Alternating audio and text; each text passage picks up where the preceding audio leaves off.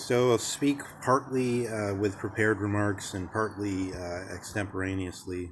And it's told that in ancient Rome, the traffic moved by night. So maybe, I don't know how noisy it was in the streets in ancient Rome, but here, I'd say maybe only a modern day could let out noise like we're getting. Like that will interrupt here. But let's begin right away. So Heidegger says that in his notes on Nietzsche's second essay on history, he says Nietzsche did not properly distinguish between history and historiology, between history as such and the science of history. So the growing consciousness of that distinction is part of what we're getting at. Just like in the last example, the growing consciousness of the possibility of having ideological war between a juridical state like Ukraine and the Russian Federation. In his title, Nietzsche makes a word which I believe is simply a German transliteration of the Greek word historian. The essay itself, the advantages and disadvantages of history for life, or you could also say the uses and abuses of history for life. So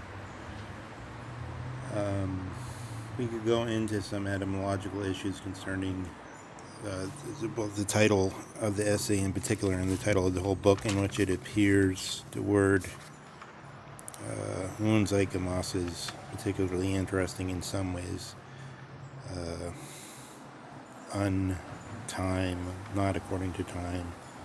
Zeitgemäß, like is it happening according to schedule? And sometimes some people are translating this in a sort of soft way as fashion, or thoughts out of fashion or something. Here we have thoughts out of season, which brings it more into a natural way of thinking. But in any case, when we're looking at these kind of issues, you can see that if we go to the text and see what he's talking about, we can bring that back to our understanding of the title. So there's a so-called hermeneutic circle at work. We could go into the question of what the hermeneutic circle is, why they started talking about hermeneutics instead of exegesis, and which are both different types of interpretation.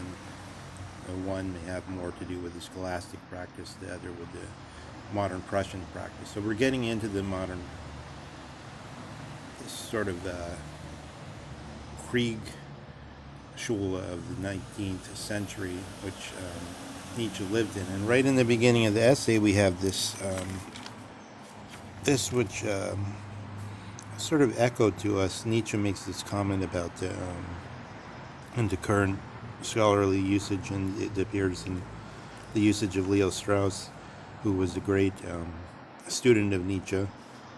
It's commonly said among so we have all these points here, as I was pointing out, that are kind of like Cantor infinities, or the decimal infinity between we're walking around 1, 2, 3, 4, and we can look down at any point, and maybe we'll spontaneously yank up a weed, and we'll get down into the tap roots. And that's the danger. At every point, there's something where we could say we could make a separate video on it. But I'm trying to, I have to make these fairly short.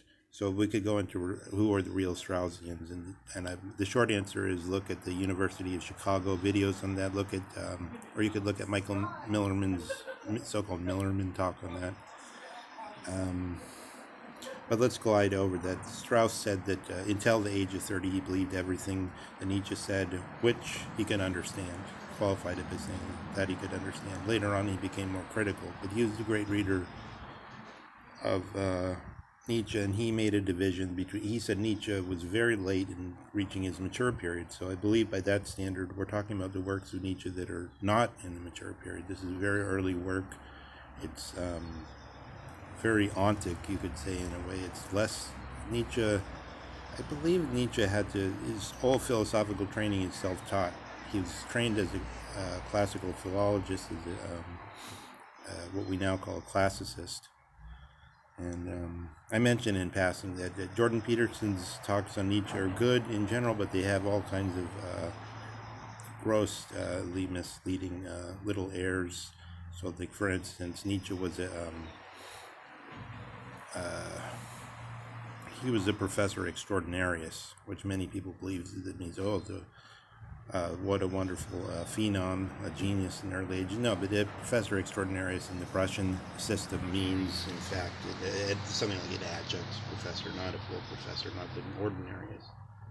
So, and then another, I've heard him make 3 or 4 small errors in introducing Nietzsche in just like a 10-minute lecture. Another great mistake there. Worse than that. Nietzsche was drummed out of the Academy for writing something. He said philology, and that means people who do etymology people, people who study etymology. Well, it's true that philologists do as part of their influence learning study, part of their course to learn about etymology, but that's not fundamentally how they think over their mandate. What they do is they keep access open to text.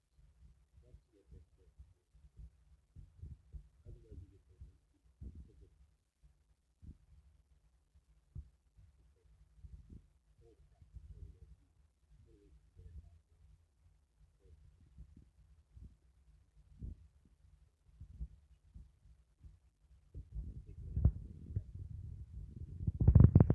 what they are, so they'd be approached in a ridiculous way. So we're trying to approach this text in a more sensible way. So the first comment I want to make is based on the text where Nietzsche speaks of there could be some people who would criticize me as being unworthy of the great historical movement, which is especially strong among the German people for the last 2 generations. So this idea of a few generations of people who have picked up a new spirit, new dice, are living it for the people, and all the people are beyond the spirit and dice, living with it in a way that is reflecting people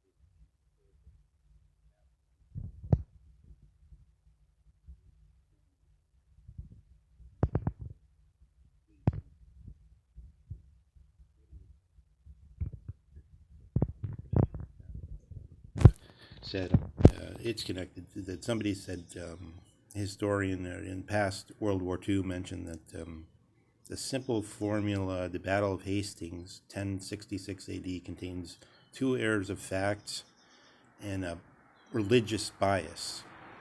The second part interests us somewhat more. The errors of fact were that the date is somehow calculated wrong based on Roman history and the date of the birth of Christ. And the second one is that the Battle of Hastings actually happened 6 or 7 miles from Hastings in a specific place. It was listed in chronicles at the time as happening at that place. But the more interesting is this issue of the casual way we speak of the religious bias with regard to when we're locating ourselves in time, as the AD, the Anno Domini, which is simply, you can simply switch this out for common era, but you're still moving in that way of thinking about it.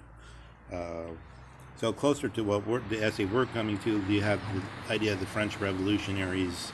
They came up with a new calendar, which is supposedly more rational in the sense that the metric system is supposed to be more rational. And but here, what's more simple to say, and it's not obvious. It's kind of crazy, but the issue that's most clear is that the Prussians actually had the first they were the first people to produce a class of professional historians, in contradistinction to historians we've always had in every other for thousands of years, which is just, Gibbon or somebody just decides to write a history. But this is the first class of professional historians which were at the service of the Prussian universities, and the Prussian universities were under the supervision of the House of Hohenzollern, and there was a connection. Even in Heidegger's time, there was a state supervision. So going into the Nazi period, and this is the same, we could do these again on Heidegger's public reputation, which is probably the most vexed, Strauss's, which is easier to dispel, to talk about the neocons. That's a little easier to push aside if you just go to the better sources. And Nietzsche, who we see through the prism of the Hitler Zeit, and we see him we see this figure, the Übermensch and so on, in a very different way than he seemingly understood it. But then where are we beginning? Are we beginning from the current citizen's understanding, where we do see things from that lens, and so therefore how valid it is? Unfortunately, I can't sustain a video at the length I need to for technological reasons, so let's stop there and then we'll pick it up.